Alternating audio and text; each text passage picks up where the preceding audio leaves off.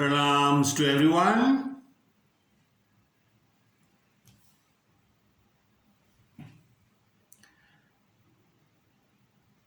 This is an old story, another beautiful story.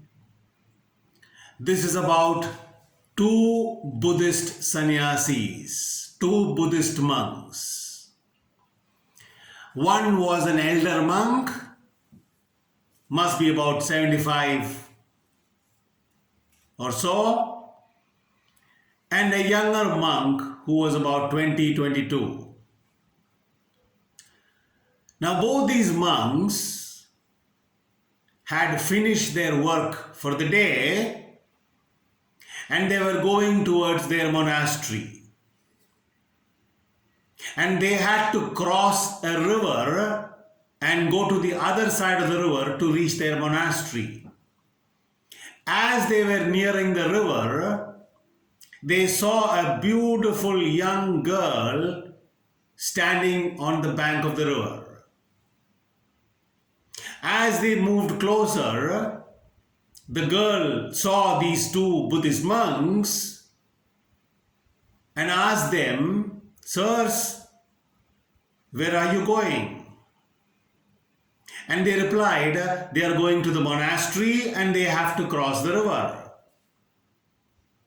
And so the girl asked them, "Sir, I am also trying to cross the river, but because of the rains, the river is full, overflowing. I don't know how to cross. Will you help me to cross the river and leave me on the other side?" Immediately, the young Buddhist monk lifted this girl, carried her across the river, followed by the older monk behind, and left her on the other bank. And the girl thanked them profusely and went her way. Both these monks, the older one and the younger one, walked towards their monastery. And the older monk was looking very disturbed, concerned, worried, a troubled look, a long face. But they silently, without uttering a single word, reached their ashram, finished their ablutions, had supper, and went to bed. As soon as the young monk lay on the bed, he fell fast asleep. The older monk could not sleep at all. He looked very disturbed, worried, rolling this side and that side and unable to sleep. He would sit up, think for a while, again lie down, again get up, very disturbed. And after some time, he woke up the young monk, shook him up, and the young monk sat up on the bed, looked at the old monk and said, "Now what? At this hour?" And the older monk said, "You should not have done that. Why did you touch that girl? Much less you carried her. You know we are not supposed to touch women. We are sannyasis. How can we touch women?" And that's exactly what you did. You not only touched that girl but carried her. Don't you know? In fact, you have brought disgrace to our monastery. You should not have done that." And he went on and on and on, minutes together, almost an hour, continuously advising and trying to correct this young monk. At the end of this 1 hour long lecture from the old monk, the young monk had a very enigmatic smile on his face, looked at the old monk and said, "Yeah, you're right. I carried that girl and left her on that bank by the side of the river. Yeah, I did that. But I left her long time ago. Are you still carrying her? What a question. I had left that girl long time ago. Are you still carrying her?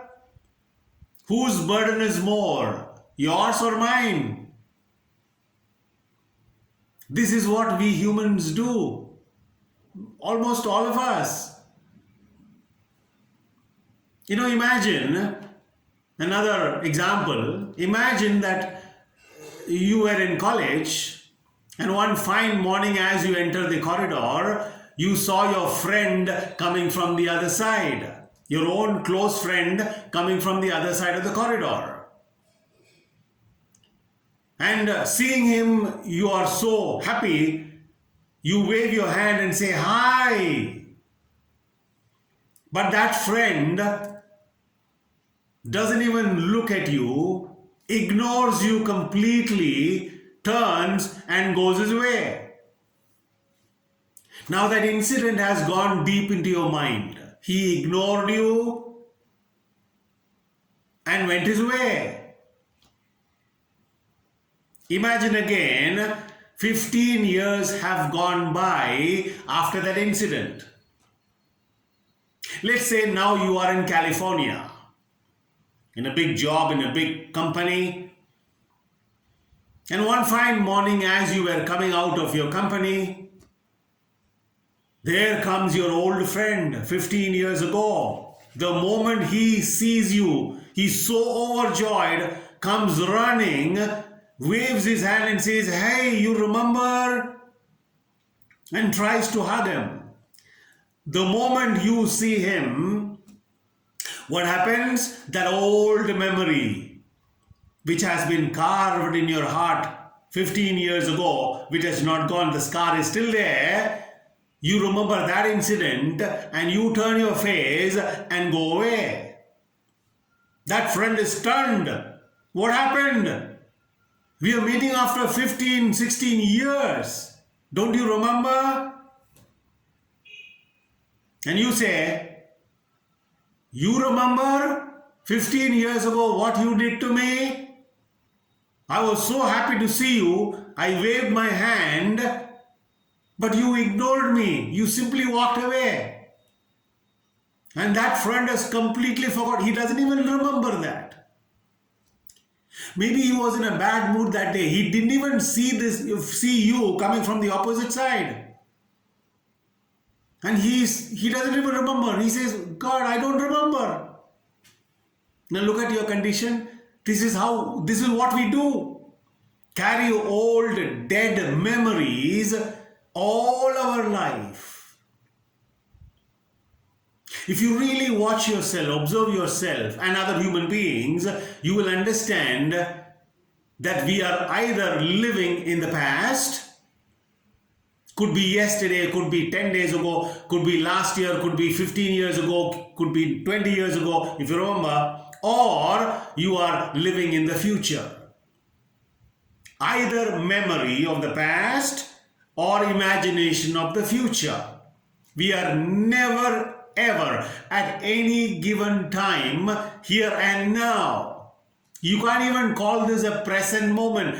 Present, that word present is not very appropriate. Now, here and now. Watch yourself, observe yourself and other people. You will discover to your horror, you are never available at any given moment of life. You are never available. Life goes on. Every moment is a miracle. Every moment life brings new things. But we look at everything through the old memory. And therefore, we are not looking at all. We have forgotten how to look. Look at our situation. Our minds are heavily conditioned through fear, through your education, through your friends, through your media, through your TV, through your newspapers, through your leaders, religious leaders, social leaders, political leaders. corporate leaders, heavily conditioned. You're made to believe, your belief systems, your fears, so heavily conditioned that we never seem to go, we don't even know that we are conditioned. This is what we do, carry all those past memories. We are not suggesting that you forget everything. No. We are not talking about that at all. 99.99% of our memory is unnecessary. Yeah, for practical purposes. I want to operate a computer. I want to study this, that. Memory is very, very important. I want to write an examination. Memory is important. We are not talking about that kind of memory. The memory that creates a barrier, blocks you from growing up. Take this example. 15 years ago, that man did that, that boy did that, your friend did that, and you're still carrying that. That fellow doesn't even know. You see? So, memory in itself is not bad, is not wrong. But we bring in memory for everything. You did this to me that day 10 years ago, 15 years ago. You remember what you said me, what you told me, right? Future. Will I get a good job? Will I get married? Will I get a good wife, good husband? Will I have good children? Will I be happy in the future? Will I have enough money? You see? That's how our mind goes. All the time. That is why Maharshi Patanjali, in his great work Yoga Sutras, the second verse defines, the first chapter, second verse defines yoga. What is yoga? Chitta Vritti Nirodha. Chittam, mind. You can include the body also. Vritti, movements of the mind as thinking. Nirodha, ending. So, Chitta Vritti Nirodha, ending of the movement of the mind as thinking. Even for a short while, good enough. When the mind, the thinking mind, the flow of thoughts comes to an end, then if you have come to that extent, that far, you will discover that your mind is all the time, you are living all the time in the here and now. Memory is in the head, future is in the head. Memory and imagination, both are in the head. Past is in your head, future is in your head. We are here and now. So what is preventing from us to live life in its fullest sense? Past and future. Nothing wrong. But we are not aware. We have never looked at ourselves. We don't know what's going on. We don't even know why we are doing what we are doing. What do you want in life? We don't know. I think I want that, this, and therefore I believe, I think that whatever I want, I'll get from there. But only when you get there, you'll understand it's not there. So the story is beautiful. These two monks, yeah, I had left her long time ago. Are you still carrying her? That's our condition. That's our position. So, again, as I keep telling every day, whenever you remember, let us do this inner work. Whenever you remember, you don't have to be very strict. Okay, every day, 4 hours I'll spend. Well, if you can do that, if you have come to that extent, great. But then many of us, most of us are not ready. Not our fault. Therefore, spend some time. Let us spend some time. You and I spending some time every day, whenever you remember, to look at ourselves. You might be walking, you might be eating, you might be drinking, you might be traveling. It doesn't matter. This is a remembrance. Suddenly 180-degree turn towards yourself, to look at yourself, to be aware of yourself. It's a gift for humanity given to us by those rishis. Let's take that.